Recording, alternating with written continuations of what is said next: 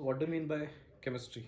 So in the chemistry sections, we are going to learn how the atoms will react with each other and how they continue the chemical reactions. So what do you mean by this chemical reaction that we are going to learn in these sections? So we will start our section of chemistry now.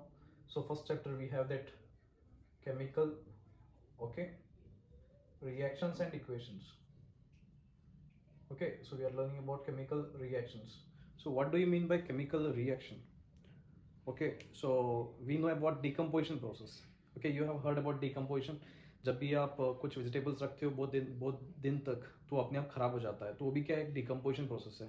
आप अगर एक Apple cut करके रख देते हो तो उस पर एक ब्राउन, ठीक है, वो ब्राउन कलर आपको दिखाई देने लगता है थोड़ी देर बाद, जो कि वाइट कलर में था. लेकिन ये सब क्या है? तो ये सब एक केमिकल रिएक्शन की वजह से है. So whatever is happening is just because of chemical reactions. So हम सीखेंगे कि व्हाट इज केमिकल रिएक्शंस. तो हमने एलिमेंट्स के बारे में जानना था, ठीक है. For example hydrogen is a element. Okay, so this hydrogen if it is reacting with oxygen it forms what? Water molecule. तो हाइड्रोजन और ऑक्सीजन जब एक पर्टिकुलर रेशो के अंदर अगर वो लोग कंबाइन होते हैं तो वो लोग वाटर मॉलिक्यूल फॉर्म हो सकता है, ठीक है.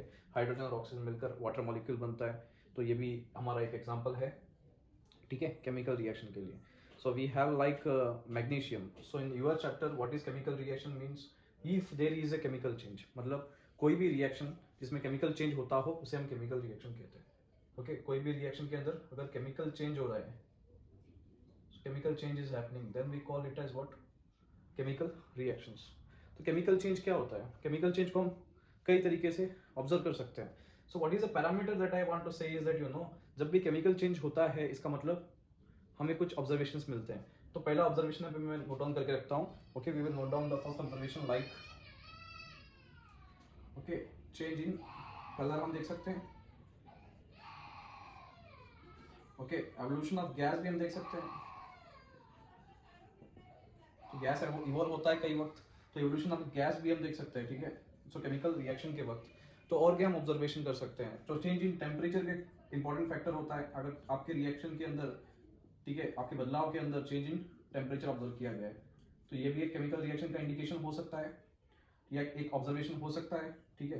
केमिकल चेंज को हम ऑब्जर्वेशन के हिसाब से लिखेंगे, ठीक है. मैं एक पॉइंट लिख देता हूँ. केमिकल चेंज को हम लोग ऑब्जर्वेशन के हिसाब से बताएंगे. किसके हिसाब से? ऑब्जर्वेशन के हिसाब से. तो ऑब्जर्वेशन करने पे हमको मालूम होगा कि हाँ चेंज इन कलर हो रहा है या नहीं. ओके, हमारे पास कुछ मटेरियल था, थोड़ी देर बाद उसका कलर चेंज हो गया, उसे बोलेंगे change in colour. Evolution of gas, अगर दो लोग रिएक्ट करने के बाद एक गैस मिल रहा है तो इसको हम बोलेंगे एवोल्यूशन ऑफ गैस.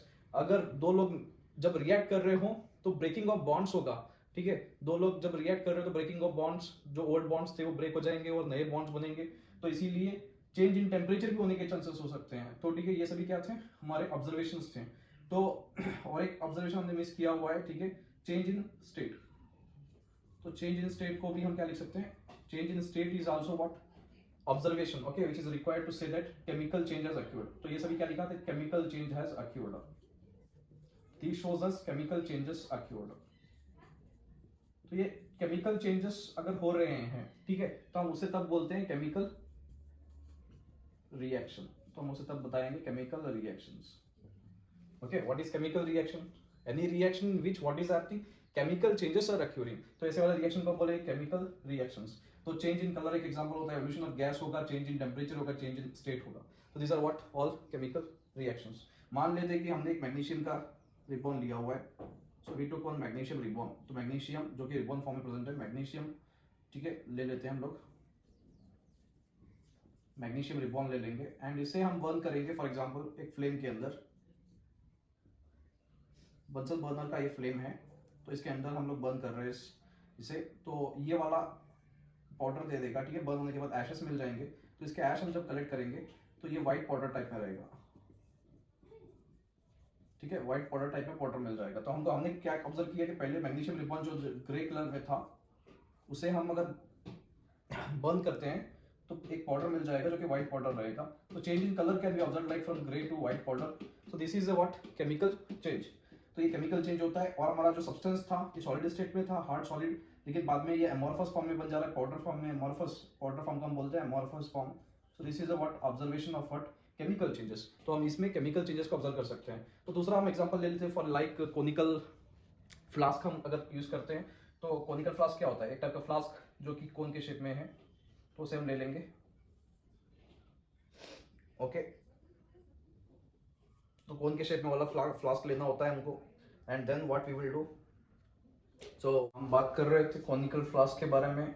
जब आप लेंगे conical flask, okay, so whenever you take this conical flask, जिसका डिजाइन ही कोन टाइप में बना हुआ है, ठीक है, इस फ्लास्क का नाम है कॉनिकल फ्लास्क। जब हम कॉनिकल फ्लास्क लेंगे, ठीक है, इस पे हम रबर स्टॉक लगा देंगे, रबर वाला एक कॉर्क लगा देंगे, ठीक है। तो ये एज अ स्टॉपर बोल के हम यूज कर सकते हैं, मतलब it is used like a cap of this conical flask. तो हम इसमें से एक होल बना देते हैं, ठीक है, एक पाइप भी हम जोड़ देते हैं। तो इसमें हमें पहले लेना होता है कि एसिड, ठीक है, हम लोग एसिड भी ले लेंगे, like we will take HCl and we need to add in the acid, we need to add, okay, zinc material add करना होता है। तो हम जब जिंक और HCl दोनों मिक्स कर देंगे, Zn प्लस HCl हम जब कर देंगे, तब क्या हो सकता है, there will be formation of what you know ZnCl2 and hydrogen gas release हो जाएगा। तो एवोल्यूशन ऑफ गैस हम इस एक्टिविटी के अंदर ऑब्जर्व कर सकते हैं, ठीक है। हमने पहले एसिड लिया था कॉनिकल फ्लास्क में, उसमें हमने जिंक ऐड कर दिया है। So addition of zinc to the acid made us to produce hydrogen gas. So what is happening here is zinc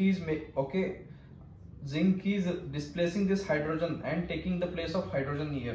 So zinc displaces hydrogen from the acid and it leads to the formation of salt as well as hydrogen gas. तो जब भी metal react करेगा, so whenever there is a reaction of metal with the what acid, so it leads to the formation of salt and so hydrogen gas. तो ये हमारा basic reaction होता है, ठीक है। ये हम सीख लेते हैं इस पार्ट के अंदर। तो हमने क्या देखा, दो ऑब्जर्वेशंस देखें कि हमें चेंज इन स्टेट हो रहा है, तो वो केमिकल रिएक्शन को दिखाएगा।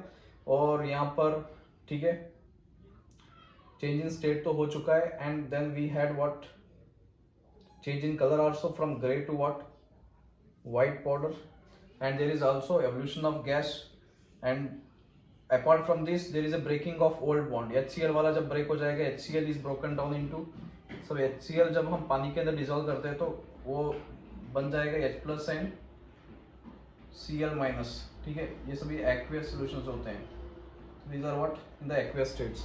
तो H plus and Cl minus, H plus अभी रिएक्ट, H प्लस अब डिस्प्लेस जब हो जाएगा तो Cl के साथ मेटल रिएक्ट होकर एक साल्ट बन जाएगा। So this is how the chemical reactions are happening, okay.